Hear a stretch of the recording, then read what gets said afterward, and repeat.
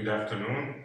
Today we will talk about stability, controllability, and observability of a linear system. First, I will show you the definition of stability, controllability, and observability, and then we will make an example how to calculate these properties of the system. So, stability of the system, which is defined with an ABC matrix, is said to be stable if and only if the eigenvalue of A matrix is in the left side of the imaginary plane. Controllability is defined with a matrix, the so-called controllability matrix, which we have to calculate.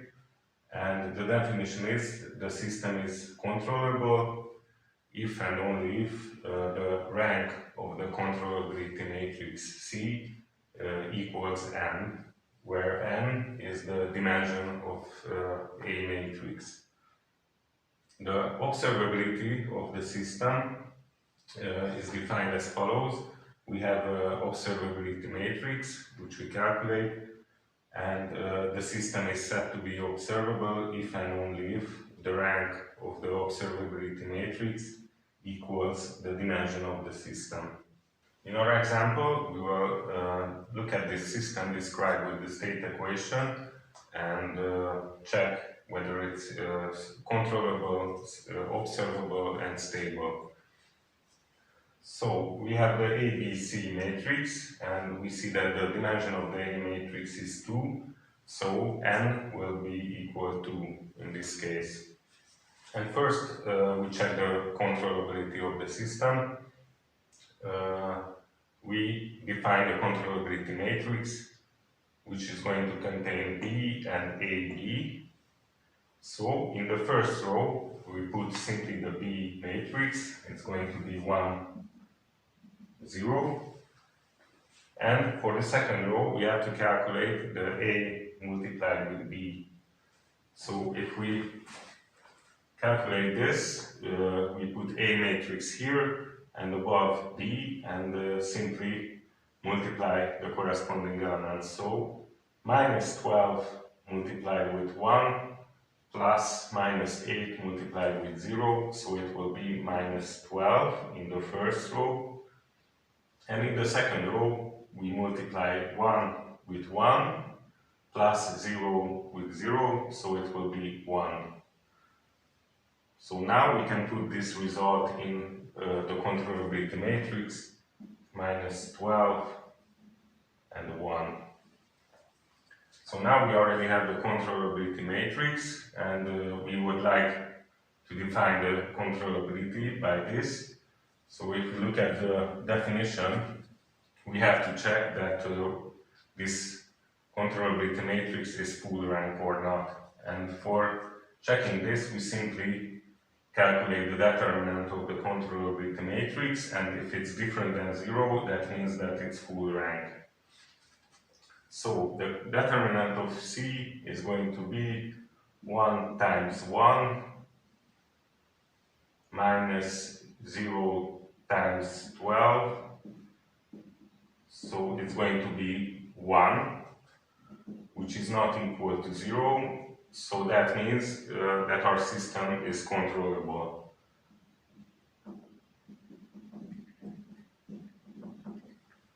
Okay, and now we can move on to observability. So we define the observability matrix. It will contain CT and CT multiplied with A. So in this case we use these two matrices.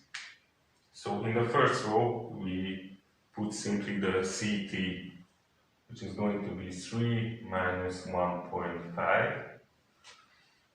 And in the second row we simply calculate the multiplication of CT and A.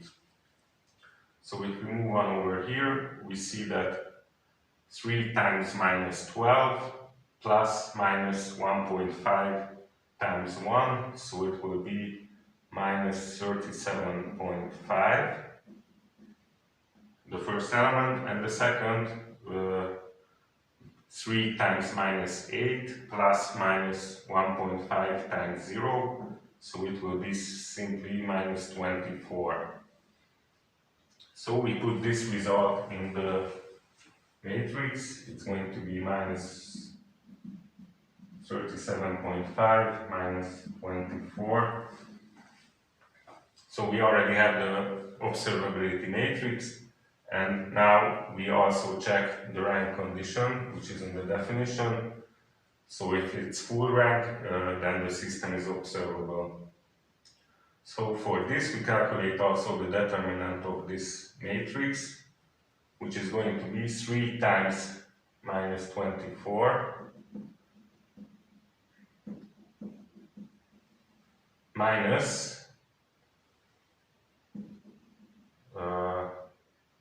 37.5 times 1.5, which is going to be simply put minus 72 minus, and for this we will have 56.25. So we see without calculating the result that it's going to be different than 0. So it's not going to be 0, which means that our system is controllable in this case, or sorry, observable. So we also have observability and controllability. So our system is so-called a minimal system in this case. Finally, we can have a look at the stability of the system. For that, we have to calculate the characteristical polynomial of the system and the eigenvalues. And if it's on the left side of the imaginary plane, that means that the system will be stable. So for this purpose, we calculate the determinant of Si minus A, where I is going to be the identity matrix with the same dimension as A. So we put Si minus the A matrix. So if we multiply the identity matrix with S, it's going to be S in the diagonal and 0 elsewhere.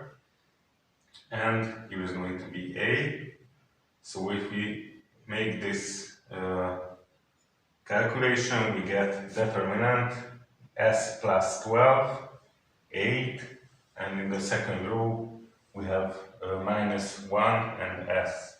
So we have to calculate the determinant, which is going to be S squared plus 12S minus plus 8.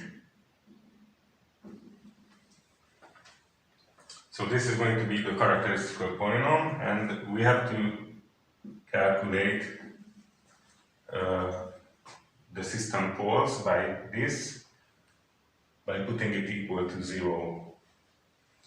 And for this calculation,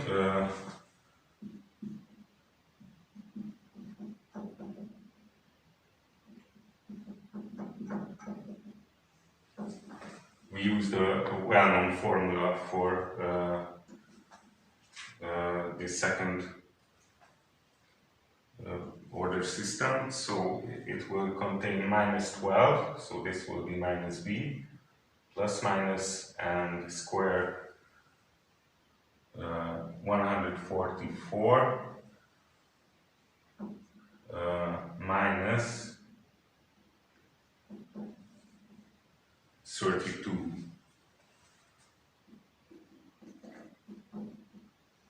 And we have to divide it with 2 at the end. So it will be minus 12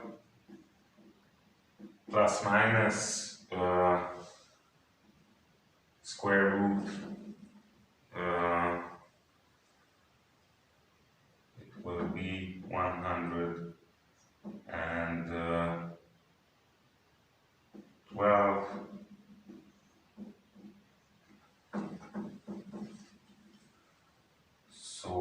at the end of this calculation, we will get minus 0.7 and minus 12.3. So we see that both of the poles of the system are negative in the real part. So in this case, the system will be stable.